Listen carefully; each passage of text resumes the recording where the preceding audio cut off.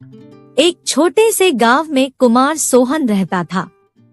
वो मिट्टी के बर्तन व खिलौने बनाया करता था और उसे शहर जाकर बेचा करता था। कभी कभी उसके 2-4 खिलौने बिकते तो कभी वो भी नहीं, जैसे तैसे उसका गुजारा चल रहा था। एक दिन उसकी बीबी शीला बोली, सुनो जी, क्यों न शहर जाकर कोई नौकरी ही कर लो। नौकरी करोगे तो महीने के अंत में कुछ धन तो आएगा। बीवी की बात सुन अब सोहन को भी ऐसा ही लगने लगा था, पर उसको मिट्टी के खिलौने बनाने का बहुत शौक था, लेकिन हालात से मजबूर था। बात तो तुम सही कह रही हो, पर कैसे उस हुनर को छोड़ दूं जिसका नमक हम लोग अब तक खाते आए हैं।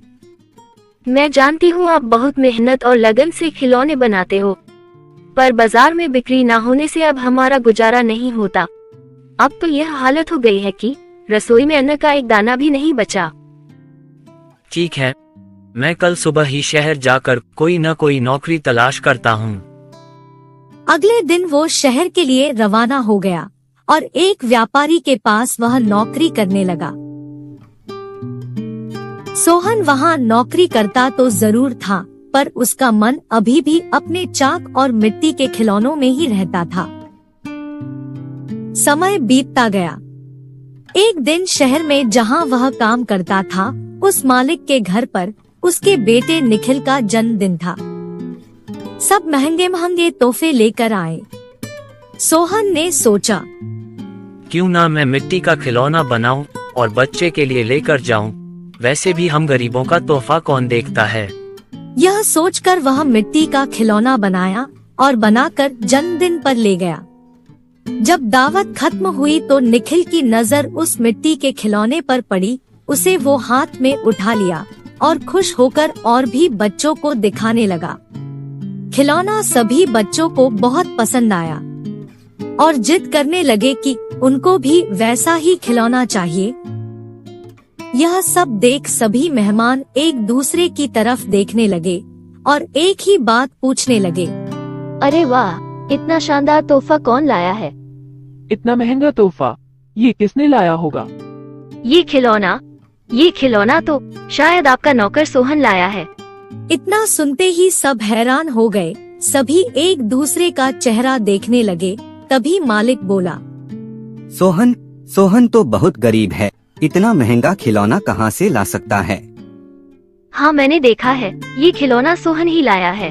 ठीक है, सोहन को बुलाओ, उससे पूछो कि ये खिलौना वह कहाँ से खरीदा है। वहाँ सोहन आता है और सब उसी के तरफ देखते हैं। वह माहौल देखकर हैरान हो जाता है। मुझसे क्या गलती हुई, सब मुझे ही घूर रहे हैं। शायद मेरा खिलौना निखिल को पसंद नहीं आया होगा और बच्चों के सामने वो अपमानित होगा। कोई बात नहीं, मैं माफी मांग लूंगा। मालिक, क्या आपने मुझे बुलाया? हाँ सोहन, क्या यह खिलौना तुमने दिया है? हाँ मालिक। तुम यह खिलौना कहाँ से लेकर आए हो और इतना महंगा तोहफा तुम लाए कैसे?